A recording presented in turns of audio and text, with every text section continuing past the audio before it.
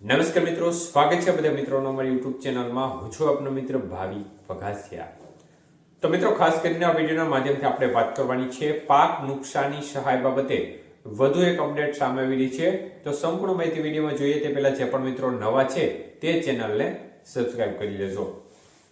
તો મિત્રો, ખાસ કરીને આપણે જોવા જઈએ તો 15 ઓક્ટોબરથી ખાસ કરીને જે પાક નુકસાની સહાય રાજ્ય સરકાર દ્વારા જે 10,000 કરોડ રૂપિયાની સહાય જાહેર કરવામાં આવી છે તેના ફોર્મ ભરાવાની શરૂઆત થઈ ગઈ છે અને આવતા 15 દિવસ સુધી એટલે કે 29 નવેમ્બર સુધી આ ફોર્મ ભરવાની પ્રક્રિયા ચાલુ રહેશે. ત્યારે મિત્રો, ખાસ કરીને અનેક સેન્ટરોમાં એવી પણ ફરિયાદો ઉઠી રહી છે કે ફોર્મ છે ભરવામાં એક પ્રકારે સર્વર ડાઉન થઈ રહ્યું છે અથવા તો હજી જે પ્રકારની ધારણા હતી તે પ્રકારના ફોર્મ ભરાણા નથી અમુક અગવડતાઓને કારણે. ત્યારે મિત્રો, ખાસ કરીને વધુ એક અપડેટ સામે આવી રહી છે કે આપણે જે ઓગસ્ટ અને સપ્ટેમ્બર મહિનામાં જે 5 જિલ્લામાં જે ચોમાસાનો વરસાદ હતો તેમાં ભારે વરસાદને કારણે ખૂબ જ મોટા પાયે નુકસાન જોવા મળ્યું હતું. જેમાં જૂનાગઢ, વાવ, થરાદ, કચ્છના ભાગો છે, પંચમહાલ સહિતના વિસ્તારો છે, આ જિલ્લાઓમાં વરસાદે એક પ્રકારે વિનાશ કર્યો હતો, મોટા પ્રમાણમાં નુકસાન કર્યું હતું. તે પ્રકારનો ભયંકર વરસાદ પડ્યો હતો. ત્યારે આ નુકસાનની સહાય પણ સરકાર દ્વારા ત્યારે જાહેર કરવામાં આવી હતી અને સર્વે ત્યારે કરવામાં આવ્યો હતો. ત્યારબાદ ખાસ કરીને ઓગસ્ટ સપ્ટેમ્બર બાદ ફરીથી ઓક્ટોબર મહિના દરમિયાન વરસાદનો માહોલ જોવા મળ્યો હતો અને આ સમયગાળા દરમિયાન પણ ભારે વરસાદને કારણે નુકસાની સહન કરવાનો વાળો ખેડૂત મિત્રોને આવ્યો હતો. તો આ સમયગાળા દરમિયાન જે સરકારે 10,000 કરોડ રૂપિયાની સહાય જાહેર કરી છે તેમાં ઘણા મિત્રો અરજી કર્યા છે. ત્યારે સરકાર દ્વારા એક એવી મહત્વપૂર્ણ સ્પષ્ટતા કરવામાં આવી છે તે મુજબ જોવા જઈએ તો બંને જે નુકસાન સહાય છે તેમાંથી કોઈ પણ એક સહાય મળવા પાત્ર રહેશે.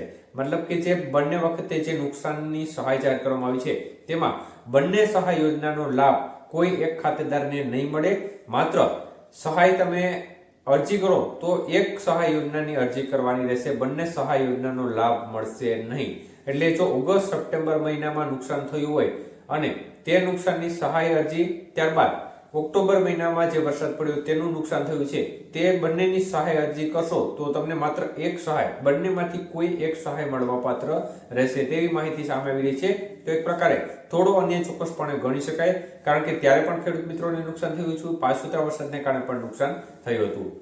તો અત્યારે અપડેટ મુજબ એક સહાય મળવા પાત્ર રહેશે. એટલે બંને જગ્યાએ અરજી કરશો તો પણ તમારી એક અરજી મંજૂર થશે, એક અરજી ના મંજૂર થશે અને માત્ર પ્રતિ હેક્ટરે 22,000, વધુમાં વધુ 33% કે તેનાથી વધુ નુકસાન હોય તો 22,000 પ્રતિ હેક્ટર અને વધુમાં વધુ 2 હેક્ટરની મર્યાદામાં 44,000 રૂપિયાની સહાય મળવા પાત્ર રહેશે.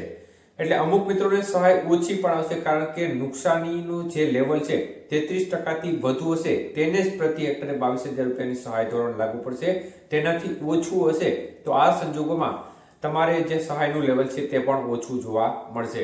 એટલે આ બાબતની ખાસ માહિતી ધ્યાનમાં લેજો અને બંને જે નુકસાન થયા છે ઓગસ્ટ સપ્ટેમ્બર મહિનાનું અને ત્યારબાદ ઓક્ટોબર મહિનાના વરસાદનું, તો આ બંને પેકેજમાંથી કોઈ એક પેકેજ જે તે તાલુકાના ખેડૂતો છે તેમને મળવા પાત્ર રહેશે તે બાબતની અપડેટ સામે આવી રહી છે.